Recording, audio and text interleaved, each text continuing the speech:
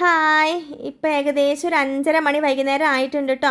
ഈ 5:30 മണി ആയപ്പോൾ വീടൊക്കെ പൂട്ടി എവിടെ പോകാമെന്ന് വിചാരിക്കുന്നുണ്ടാവും അല്ലേ. ഇന്നലെ എൻ്റെ പിറന്നാളായിരുന്നു. ബർത്ത്ഡേയും പിറന്നാളും ഒക്കെ ഒരുമിച്ച് വന്ന ഒരു ദിവസമായിരുന്നു കേട്ടോ ഇന്നലെ, മെയ് 4. അപ്പോൾ ശശിയേട്ടൻ വാങ്ങിച്ചെന്ന ഉടുപ്പൊക്കെയാണ് എടുത്തിട്ടിട്ടുള്ളത്. അപ്പോൾ ഇതിടുമ്പോൾ എനിക്ക് ഇച്ചിരി കുറച്ചധികം വണ്ണം തോന്നുന്നുണ്ട് കേട്ടോ.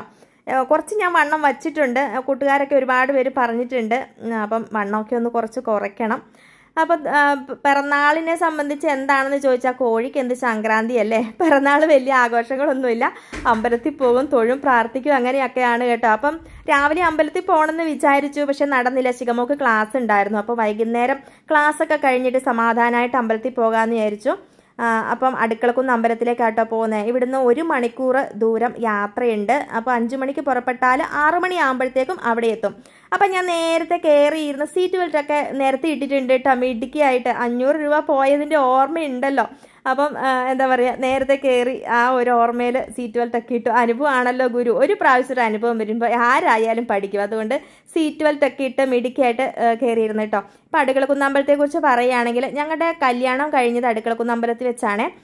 ഇപ്പോൾ പനത്തടിയിലാണ് ഞാനും ശശിയേട്ടനൊക്കെ. പക്ഷേ ഞാൻ കല്യാണം കഴിയുന്നതിന് 1 വർഷം മുന്നെയാണ് അടുക്കളക്കുന്ന് സ്ഥലം വിറ്റ് പനത്തടിയിലേക്ക് പോകുന്നത്. അപ്പോൾ എൻ്റെ കുട്ടിക്കാലമൊക്കെ ഈ അടുക്കളക്കുന്ന് അമ്പലത്തിലാണ് ജനിച്ചതും വളർന്നതൊക്കെ. അടുക്കളക്കുന്ന് അമ്പലത്തിൻ്റെ തൊട്ടടുത്തായിരുന്നു ഞങ്ങളുടെ സ്ഥലവും വീടും ഒക്കെ ഉണ്ടായിരുന്നത്. അവിടുന്ന് വിറ്റിട്ട് ഞങ്ങൾ പനത്തടിയിലേക്ക് പോയതാണ് കേട്ടോ. അപ്പോൾ ജനിച്ചതും വളർന്നതും ഞങ്ങളുടെ ഇപ്പോൾ ബാല്യകാല സ്മരണകൾ എന്നൊക്കെ പറയാൻ ഈ അമ്പലവും ചുറ്റുപാടും ഒക്കെയാണ് കേട്ടോ.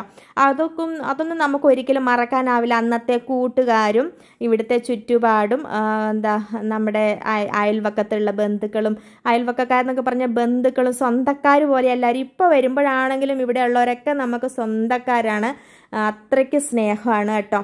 അപ്പം നമ്മൾ വിശേഷ ദിവസങ്ങളിലൊക്കെ എപ്പോഴും വരാനൊക്കെ ശ്രമിക്കാറുണ്ട്. എപ്പോഴും നമുക്കിപ്പോൾ വരാൻ പറ്റത്തില്ലല്ലോ. പണ്ട് ഇവിടെ ഇതിൻ്റെ അടുത്ത് തന്നെയായിരുന്നു, പുറകിൽ തന്നെയായിരുന്നു നമ്മുടെ വീടുണ്ടായിരുന്നത്.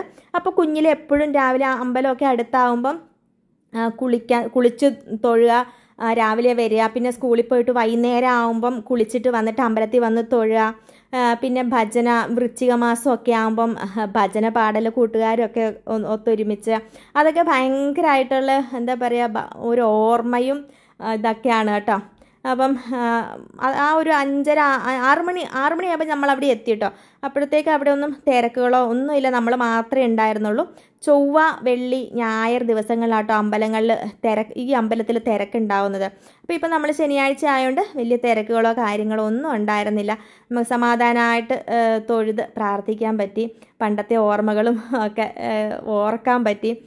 അപ്പോൾ അതൊക്കെ നമുക്ക് എന്താ പറയുക, മനസ്സിൽ നിന്ന് മായാതെ നിൽക്കും. നമ്മുടെ കുഞ്ഞിലത്തെ അനുഭവങ്ങൾ. ഇവിടെ നമ്മൾ ഉത്സവത്തിന് കൂടുന്നതും, പണ്ടൊക്കെ നമ്മൾ ഉത്സവത്തിനാണല്ലോ എല്ലാവരും ഒന്നിച്ചു കൂടുക, ഇവിടുത്തെ കളികൾ, അങ്ങനത്തെ കാര്യങ്ങളൊക്കെ. പക്ഷെ നമ്മുടെ മക്കൾക്ക് ഇതൊന്നും ഓർമ്മിക്കാൻ ഉണ്ടാവത്തില്ല കേട്ടോ. കാരണം ഇപ്പോഴത്തെ മക്കൾ സ്കൂള്, പിന്നെ വീട്, ഇത് രണ്ടുമേ ഉള്ളൂ നമ്മുടെ ടൗൺ ഏരിയയിലൊക്കെ. ഗ്രാമപ്രദേശങ്ങളിൽ പിന്നെയും എന്താ പറയുക, എല്ലാവരും ഒന്നിച്ചു കൂടുകയും ഉത്സവങ്ങളിലൊക്കെ ഒന്നിച്ചു കൂടുകയും എല്ലാം നല്ലൊരു സന്തോഷം പങ്കുവയ്ക്കാനൊക്കെ ഉണ്ടാകും. പക്ഷേ ടൗണിൽ അങ്ങനെയല്ലല്ലോ. അവർ എന്താ പറയുക, ഒതുങ്ങി കൂടുകയാണ് പതിവ്. ഇവർക്കൊന്നും അത് ഓർമ്മിക്കാൻ പോലും ഉള്ള ഒരു ഇതില്ല. അപ്പോൾ അത് ചിന്തിക്കുമ്പോൾ തോന്നും നമ്മളൊക്കെ ഭാഗ്യവാന്മാരായിരുന്നു. പണ്ട് എന്തെല്ലാം ഓർമ്മകൾ ഇപ്പോഴും നമ്മുടെ മനസ്സിലുണ്ടല്ലേ. അങ്ങനെ ദീപാരാധനയൊക്കെ കഴിഞ്ഞു കേട്ടോ. ശാന്തമായിരുന്നു. എല്ലാം ദൈവത്തെയൊക്കെ കണ്ട് തൊഴുത് പ്രാർത്ഥിച്ച് അമ്മയുടെ പ്രസാദമൊക്കെ കഴിച്ച് ഇന്നലത്തെ പിറന്നാൾ ദിവസം അങ്ങനെ കഴിഞ്ഞു കേട്ടോ. അപ്പം എന്താ പറയുക, ഞങ്ങളുടെ കുഞ്ഞു നാടും അവിടുത്തെ അമ്പലവും ഒക്കെ എൻ്റെ കൂട്ടുകാരെ കാണിക്കാൻ കഴിഞ്ഞതിൽ വളരെ സന്തോഷം. രാത്രി വന്നുകൊണ്ട് നമ്മുടെ ചുറ്റുപാടുമുള്ള ആൾക്കാരെ ഒന്നും കാണാൻ കഴിഞ്ഞില്ല കേട്ടോ. അപ്പോൾ അതൊരു ചെറിയ സങ്കടം ഉണ്ടായിരുന്നു. ആരെയും കാണാൻ പറ്റിയില്ല. ഇനിയും പിന്നെ സമയം കിട്ടുന്ന സമയങ്ങളിൽ വരാൻ അമ്മ അനുഗ്രഹിക്കട്ടെ. ഞങ്ങളെ 4 പേരെ സന്തോഷത്തോടെ സമാധാനത്തോടെ അമ്മേ ഇനിയും കാണാനുള്ള അനുഗ്രഹം തരണേ എന്നുള്ള പ്രാർത്ഥനയിൽ ഞങ്ങൾ അവിടുന്ന് മടങ്ങിയിട്ടോ. നല്ല രാത്രിയായി, ഏകദേശം 9 മണിയായി. അപ്പോൾ ഇന്നത്തെ വീഡിയോ ഇത്രയേ ഉള്ളൂ. നാളെ വേറൊരു വീഡിയോ ആയിട്ട് വീണ്ടും